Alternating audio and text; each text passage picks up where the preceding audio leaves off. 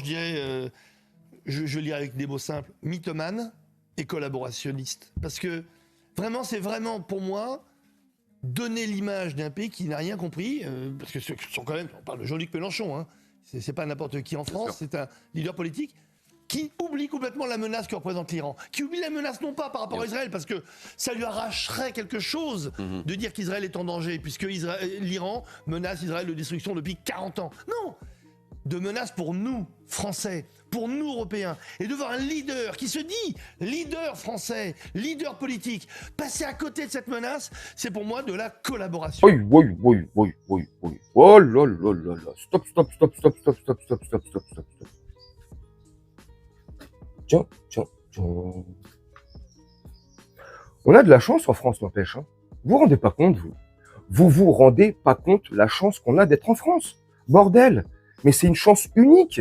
Et dans cette même France, sur nos plateaux télé, les plateaux mainstream, comme on les appelle, on a la chance d'avoir Franck Tapiro qui vient nous faire son expertise sur la publicité. Car vous le savez, en France, on a de la chance, on a Franck Tapiro, spécialiste, et il travaille dans la publicité. Il est publicitaire. Et heureusement qu'il est dans la publicité, hein, parce que vous imaginez si on l'inviterait pour parler géopolitique. Ah maintenant c'est le... Je suis débile. Non. Donc, non, attends. Bah. Donc on n'aurait pas de la chance d'être en France. Donc on est dans un pays où, dans des chaînes d'information, pour parler de sujets graves, on invite des mecs qui sont dans la publicité, des publicitaires, des mecs qui ont fait polémique dans les années 90 parce que leur pub était ultra sexiste et qu'on entend les propos qu'ils tenaient à l'époque pour justifier ces publicités de merde, de macro. C'est lunaire. Bref, c'est ce même mec-là, oui, qui 20 ans après vient faire l'expert en géopolitique sur les plateaux et t'expliquer que Jean-Luc Mélenchon est un collabo et que c'est de la faute de Jean-Luc Mélenchon, de la France Insoumise et de toute la gauche de merde si l'Iran a attaqué Israël. Ce n'est pas du tout de la faute d'Israël si l'Iran contre-attaque. Non, c'est vrai que c'est pas du tout Israël qui a bombardé l'Iran il y a de cela 24 heures et 48 heures en envoyant des bonnes dizaines de missiles dans leur gueule sous prétextant de viser des infrastructures nucléaires car ils ont peur de se faire démonter la gueule, comme eux ils démontent la gueule des Palestiniens. Le monde à l'envers, c'est des frappes préventives. Ouais, c'est une guerre propre. Hein. Attention, hein, comme disait Dieudonné, bureau en noix de cajou, Rachel, ramène-moi les pistaches et ferme ta gueule. Moshe, ça va bien se passer. Non, mais franchement, c'est le monde à l'envers. Donc, c'est de la faute de Jean-Luc Mélenchon si l'Iran attaque là. C'est de la faute de Jean-Luc Mélenchon. Si depuis 40 ans, l'Iran veut éradiquer Israël sur la surface de la Terre, comme disait Ahmadinejad, l'ancien président ou leader de l'Iran, si je dis pas de conneries à l'époque. Non, mais attends, on marche sur la tête. Attends, je vais essayer de marcher sur la tête. Ah bah non, j'y arrive pas. Je suis pas Franck Tapino. Il y a que lui qui peut marcher sur la tête. En sortant du bois de Boulogne à 2h du matin.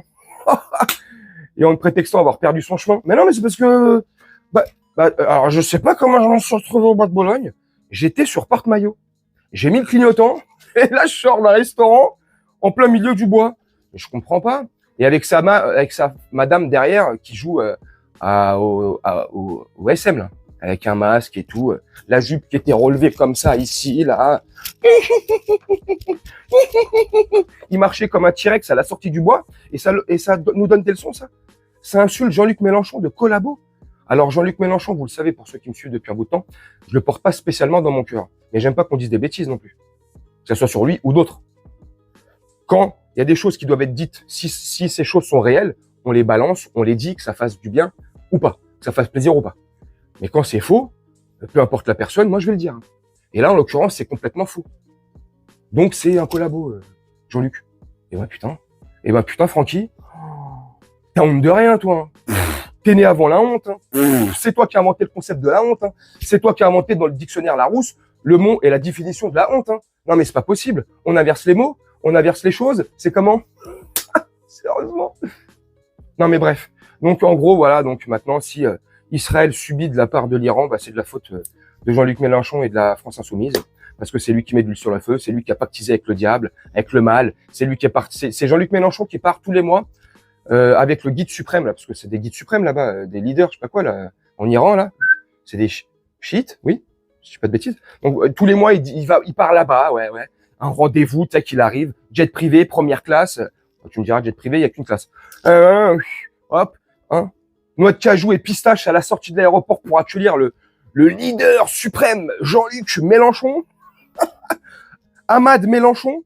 Hop, tapis rouge, bureau, à cajou, noix de cajou. Baisse-toi, tiens, dans le cou. Hop, il lui champagne. Hop, et après il repart. Et 40 ans après, on en est là. Hein? Mais vous, parce qu'il dit, Tapino, dans l'extrait que je vous ai montré là, il dit, ça fait 40 ans que l'Iran veut éradiquer Israël. Oui, c'est vrai. J'ai déjà entendu plein de fois les Iraniens, des discours des suprêmes, des leaders. Oui, c'est vrai. Mais vous, parce que c'est ça aussi, faut voir des deux côtés. Vous, de votre côté, vous voulez pas éradiquer quelques pays autour de vous qui sont arabes. Non, vous voulez pas non plus les éradiquer de la surface de la Terre. Donc c'est pour ça, faut souvent, je le dis souvent, faire en sorte que son caleçon soit propre avant de donner des leçons. Quand dans son caleçon, on a des traces de pneus, faut pas faire la leçon. Bref, moi je sais pas ce que vous en pensez. Je vais vous faire un petit montage, tranquillement, et puis nous on se retrouve bientôt pour une prochaine vidéo. Je vous souhaite une très bonne journée, une très bonne soirée ou une très bonne nuit. Ciao.